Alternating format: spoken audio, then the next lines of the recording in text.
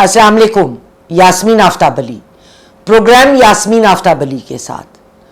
میرے پاس بہت عورتیں آتی ہیں اور وہ اتنے معصومانہ سوال کرتی ہیں اپنے حقوق کو لے کے. ان میں سے بہت ساری خواتین بہت زیادہ تعلیم یافتہ بھی ہوتی ہیں، لیکن ہمیں کبھی اپنے حقوق بتائے نہیں جاتے. میں اس وقت بات کروں گی وراثت کے حوالے سے، شادی کے حوالے سے، نکاح نامہ کے حوالے سے، طلاق کے حوالے سے، خلا کے حوالے سے اور بچوں کی وراثت کے حوالے سے. میرے ساتھ رہیے.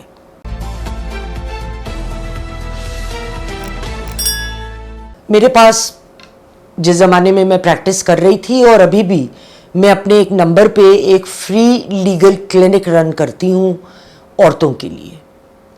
وہاں عورتیں مجھے فون کرتی ہیں اور ان کے پاس بہت سارے سوالات ہوتے ہیں. ان کو یہ نہیں پتا ہوتا کہ اگر طلاق ہو رہی ہے تو لڑکے والے کہہ رہے ہیں کہ جو زیور دیا تھا ہم نے بری میں وہ واپس کر دو. اچھا، اگر میں خلا لے رہی ہوں تو میرے کیا حقوق ہیں؟ میں دوبارہ شادی کرنے چاہ رہی ہوں تو بچے میرے پاس ہیں تو ان کی وراثت کا کیا ہوگا؟ آج آپ کو اس پروگرام میں ان تمام سوالوں کا جواب ملے گا، ہر سوال کا. اگر آپ کو پروگرام پسند آئے تو لائک کریں، شیئر کریں، کمنٹ باکس میں کمنٹ دینا بالکل نہ بھولیں. سب سے پہلے میں ایک بات واضح کر دوں، وراثت ایک عورت کا حق ہے جو اس کو ماں یا باپ کی طرف سے ان کی جائیداد، ان کے گھر، ان کی دکانیں ہیں، زیور ہے، جو بھی ہے، موویبل اینڈ اموویبل پراپرٹی، اگر کوئی انویسٹمنٹس ہیں دونوں، اس کا ایک حصہ ہے جو قانون نے مختص کیا ہے، اس کو ملے گا. ہمارے ہاں اکثر ان پڑھ لوگ یا کم حیثیت لوگ یا ایون پڑھے لکھے لوگ زمینداریں جو اپنی زمینوں سے پارٹ نہیں کرنا چاہتے تو وہ کہتے ہیں ہم نے تو لڑکی کو اتنا بھاری جہیز دیا تھا. اللہ اور دے، آپ نے دیا ہوگا، لیکن جہیز نعم البدل نہیں ہے اس کے حق وراثت کا. انلیس آپ اس کے حصے کی جو زمینیں آتی ہیں یا گھر آتا ہے یا ایک گھر ہے اس میں اس کا ایک کمرے برابر ہی کیوں نہ حق ہو وراثت میں، اس کی یا تو رقم اس کو جہیز کے علاوہ علیحدہ ادا کریں، یا اس کی چیز، زمینیں ہیں، گھر ہیں، پراپرٹیز ہیں، دکانیں ہیں، تو جو اس کے حق کا حصہ آتا ہے وہ چیز اس کے نام کر دیں، تب وراثت کا حساب صاف ہوگا. اب نکاح نامہ، ایک نکاح نامہ کی کاپی جس پہ لکھا ہوا ہے اٹس ناٹ فار یوز، اس لیے میں اس کو استعمال کر رہی ہوں، میں نے نیٹ سے لی ہے. تو اس میں شقیں ہیں. اب میرے ایڈیٹر آپ کو ایک کلوز اپ دکھائیں گے نکاح نامہ کی 70ویں شق کی. یہ 70ویں شق جو ہے یہ مولوی صاحب کاٹ کر لاتے ہیں، پوچھا ہی نہیں جاتا لڑکی سے. اور لڑکی کو تو چھوڑو، ان کے ماں باپ کو بھی یہ علم نہیں ہوگا کیونکہ انہوں نے بھی کاٹ کر ہی شادی کی ہوگی اس شق کو، کہ ایسا کوئی رائٹ اسلام عورت کو دیتا ہے. وہ حق کیا ہے؟ جس طرح مرد 3 دفعہ طلاق دے کر 3 پیریڈز کے اوپر اکٹھے آپ 3 دفعہ دیں تو وہ طلاق ایک ہی گنی جاتی ہے، لیکن ہر عورت کے پیریڈ سائیکل کو 1 مہینہ بلایا جائے گا. اسی طرح عورت بھی 3 دفعہ طلاق دے کے مرد سے الگ ہو سکتی ہے.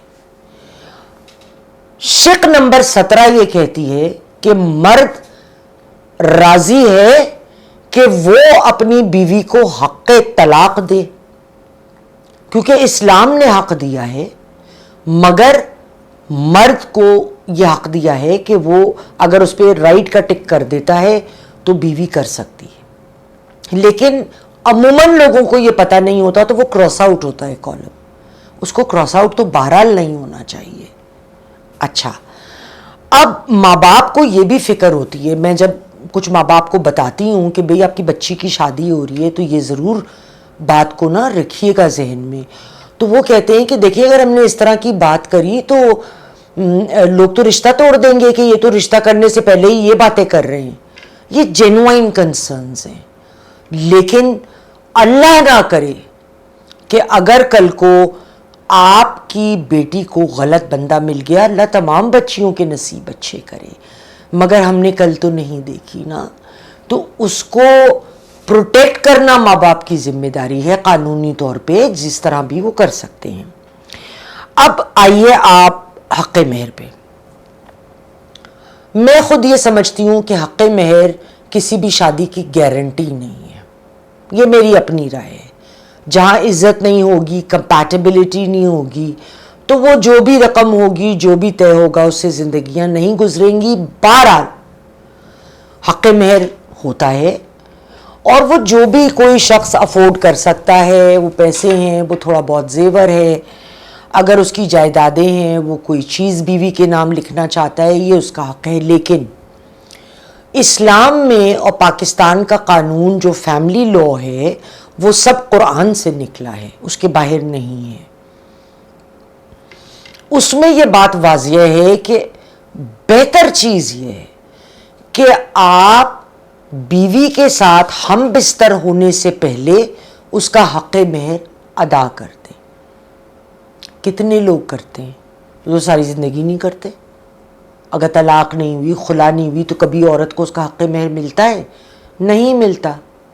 اچھا، اب وہ دوسری بات، مجھ سے جو بہت سوال کیے جاتے ہیں نا، وہ سوال میں نے شامل کیے ہیں اس پروگرام میں، کیونکہ اگر 10 لوگ کر رہے ہیں تو پیچھے 100 ہوں گے جو یہ سوال کا جواب جاننا چاہیں گے۔ اکثر اگر عورت کام کر رہی ہے، یا اس کی انویسٹمنٹ ہے، یا کوئی گھر وغیرہ باپ سے ملا ہے، وہ کرائے پر ہے، کوئی بھی صورت ہے، اس کا کوئی انکم کا ذریعہ ہے، تو وہ اس کی اپنی چیز ہے۔ شوہر یا شوہر کے گھر والے اس کو مجبور نہیں کر سکتے کہ تم باپ سے فلاں چیز مانگ کر لاؤ، یا یہ اس مد میں ادھر گھر میں خرچ کرو۔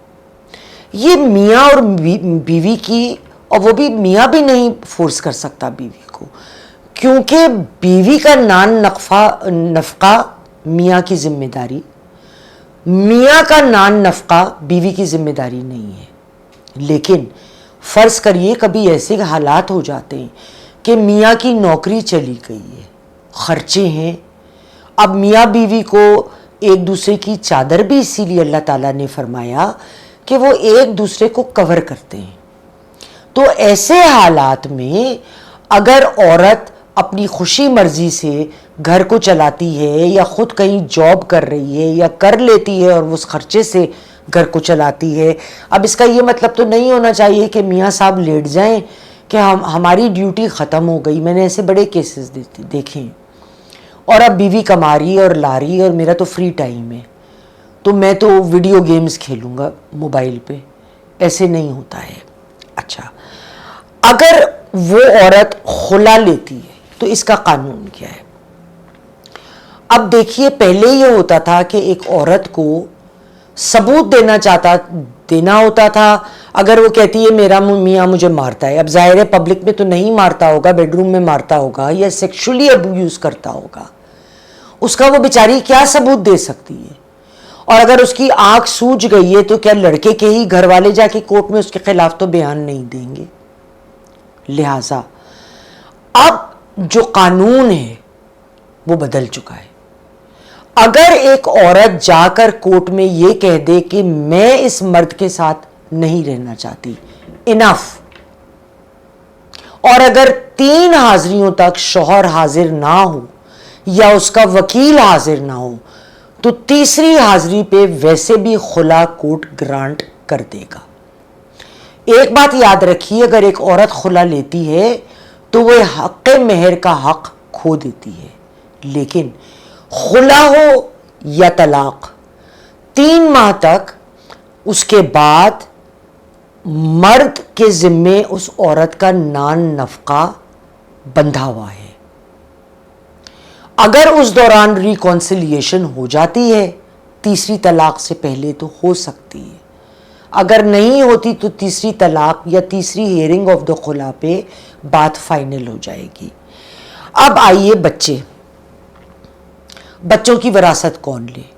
عموماً بچے انلیس ماں بھاگ جائے، ایسے کیسز ہوتے ہیں، یا اس کے گھر والے بچوں کو رکھنے کو تیار نہ ہو, کم حیثیت ہیں, 100 وجوہات ہیں, تو باپ کے پاس. لیکن عمومی طور پہ لڑکیوں کی وراثت شادی تک ماں کے پاس ہوتی ہے. لڑکا جب تک 8 سال کا ہے وہ ماں کے پاس ہے.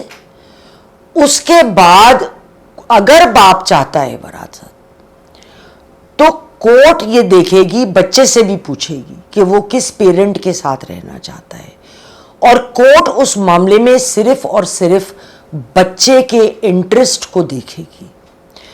کبھی معاشی طور پہ دونوں پارٹیز میں بہت فرق ہوگا, لڑکی والے بہت بیمار ہیں اکنامکلی, یہ لڑکے والے کبھی ہیں, تو کورٹ یہ دیکھے گا کہ اگر بچہ ایک کمزور اکنامک پیرنٹ کے پاس گیا ہے تو وہ اس کو وہ ماحول اور وہ روزمرہ کی فیسلٹیز نہیں پرووائڈ کر سکتے. یہ چیز ہو گئی. اب ایک بات ادھر اور جو میں لیکن جب تک بچے ماں کے پاس ہیں اس کا اور اس کے خاوند کا تو تعلق ختم ہوا ہے, لیکن بچے تو سانجھے ہیں. تو کورٹ باپ کی حیثیت کے مطابق پوری زندگی جب تک بیٹی کی شادی نہ ہو جائے, پھر بچی کی شادی کا خرچہ, بچوں کی تعلیم, جب تک لڑکا اپنی پیروں پہ نہ آ جائے, اس کی ذمہ داری باپ پہ ہے, اور اس کی کمائی کا ایک حصہ کورٹ طے کرے گا کہ کیا ادائیگی ہو. اب ایک بات پر اور آئیے کہ عورت سے اس کے بچے کب چھن سکتے ہیں.